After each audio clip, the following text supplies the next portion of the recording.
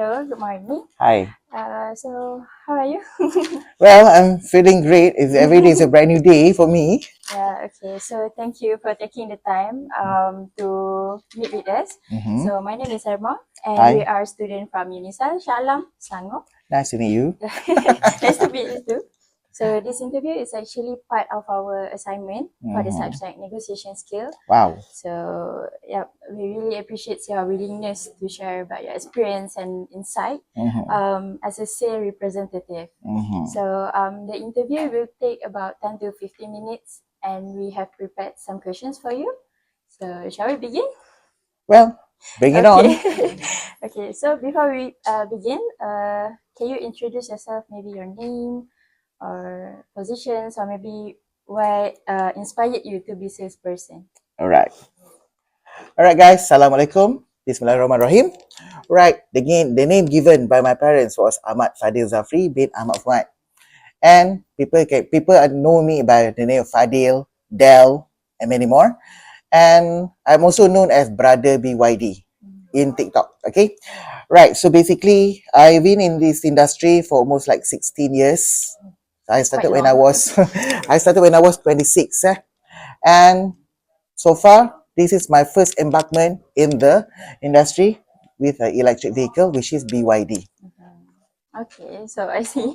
So, Cik Fadil, as a salesperson, right? So, of course, there are situations where customer reject or maybe raise their objections about an offer. So, how do you usually respond or maybe handle that situation? Alright. So actually, customer will always be customer. Yeah. Yeah, they love to negotiate. They will love to negotiate. But okay, however, you do not jump the gun yet. Do not jump the gun. Listen, listen, listen, and then we try to ask them question. Ask them question. Okay, if we can give this, will you consider? If the customer say no, okay, I give you this. Would you consider? Let me think. If I give you this and this and this, would you consider? That rings a bell. Oh, I see. So, throughout your experience, right, have you received any training related to sales? Maybe like communication skills, training, Okay, the question is a bit tricky, but I try to answer. Right. Throughout my journey in this industry, okay, I've 16 years. We are required to go for training, an intensive training, be it whether the product knowledge, how to deal with customer, and at the same time too, we also try to convince the customer. How to convince your customer? Not by offering free gift, not by giving discount. It's actually the first impression would last forever. So it's how you greet your customer, it's how you treat your customer. If you treat your customer with respect, the customer will remember you, although they didn't buy the car from you. Yeah, agree with that. So, my friends, we continue the next questions. All right, sure. Good morning, sir. Hi. Yeah. So, for you, can you share an experience where you successfully convince a customer to buy the particular car? Wow. This question. Okay, let me ask. Okay, let me take you back to year 2009. That was like 16 years ago. My first week working as a sales advisor. I started working my sales job at Mercedes Benz at NZ Wheels, Klang. All right. So the first time, to answer your question, the capability for me to convince the customer during the first week, because I was not allowed to serve any customer because I'm still new, but because of the willingness to learn. So what happened was, nobody attending to one phone call. So I called, I answered the call, excellently answered the call. The customer was looking for a Mercedes C-Class that time. So he was asking whether we got this the C200 compressor that time, one particular color. W204. Yeah. And therefore, and kebetulan my customer, my boss said that there was a unit available. I called the customer, I took his number, I called him. I said that, Cik Majid, we got a car for you. Okay, what am I supposed to do? What am I supposed to do? The customer becomes so excited. I need to lock the deal for you. And then the customer asked me to go to his office in KLCC. So imagine I drove all the way to KLCC, need to go through the jam and so on. But back then, when I was younger, everything doesn't matter to me. He issued a check, 5,000 ringgit as a booking fee. They said that and then the customer said it's my rezeki because of he's been looking around for that car. That no other dealer got that color except for my dealership. I managed to convince him. So he said that whatever thing that you want to throw into me, just throw into me. That's how I got it lah. The first time I managed to convince the customer, and the rest is all by experience lah. It's how you communicate with the customer. Because how you convince the customer, how can you convince a customer when you are not confident with your product? You're not confident with yourself. So, I mean, putting yourself into a situation, I'm asking you a question. Hey, how about this car? Is it good? Don't know. The word don't know, it reflects who you are. Yes. You are not confident. You are not confident. You have no faith in the product that you are selling. Yes. Like you said before lah, the first impression matter to the Exactly. customer. Exactly. That's the thing. Yeah. I ada question. Okay. Let's look at your personal approach and understanding of the sales strategy. So, in your own opinion, humble opinion, what are the most important aspects of a sales representative should focus on successfully close a deal? Well, that question is quite challenging. It's quite challenging, but okay, I'll try to answer because there is no right or wrong answer here. Yeah. Because not everything are being mentioned or even taught in a book. You can't find it elsewhere. Okay, from my own perspective, okay, a sales advisor or sales representative, number one, you have to be sharp. You have to be sharp. You have to be presentable, because like what I said, first impression is not just based on your knowledge, but first impression is how you dress up. Would you buy from a salesperson who doesn't iron their shirt, who doesn't polish their shoe? Doesn't look convincing. Exactly. And then how about would you and then your product knowledge always abreast. You must keep yourself abreast with your product knowledge. If you are not sure, you just mention the customer, humbly just tell the customer, I'm not really sure about this. Can I get back to you on this? Always ask them question. Always ask question to the customer.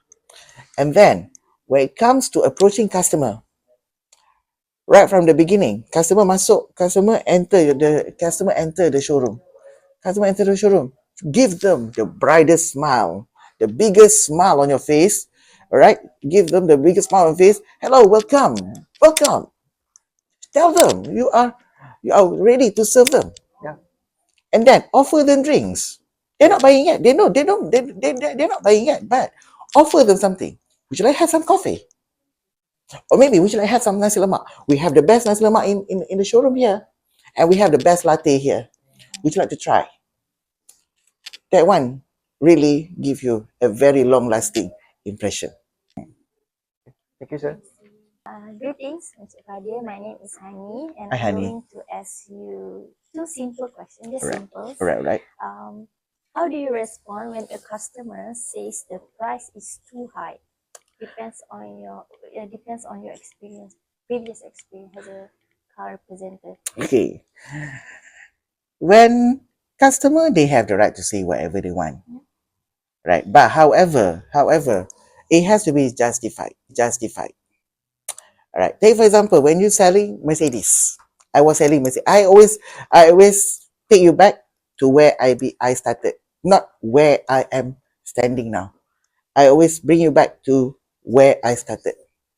Okay, back in my days, we have the cheapest Mercedes-Benz was the B class. It was priced at 215,000. 215,000 that time. And customer, wow, it's so expensive for a small car. For the size of a Myvi. The Mercedes B class, the size was like a Myvi, but it was priced at 215,000. But how I justify them? Okay, number one, you are driving a 3-pointed star. It's a Mercedes. It's a Mercedes. Be proud. Not to brag, not to be like to be seen as a one arrogant sales advisor. No. Always try to ketuk your customer. Play with their ego. Ma'am, you are buying a Mercedes. You are buying a Mercedes. Always mention you are buying a Mercedes. And then number two, you step inside the car. Look at the inside the car. Look at the build-up quality of this car. It's totally different. Look at the seat. It's made of leather. It's very plush. It gives you that comfort of driving. And then you try sit at the back. Most of the car of the size, similar size like the B class, it doesn't have it. You won't sit nicely. You won't feel comfortable sitting behind it. But this car, it gives you the leg room. It gives you the headroom that you ever needed. And with that, 215,000, does it sound too expensive? That's why a customer will think, yeah, isn't that bad after all. After all, it's a Mercedes, and it's kind of hard to find a Mercedes to be priced at such price, 215,000. Now I'm going to ask the next questions. How do you make sure both you and the customer are happy with a deal? Well, this one is totally up to you.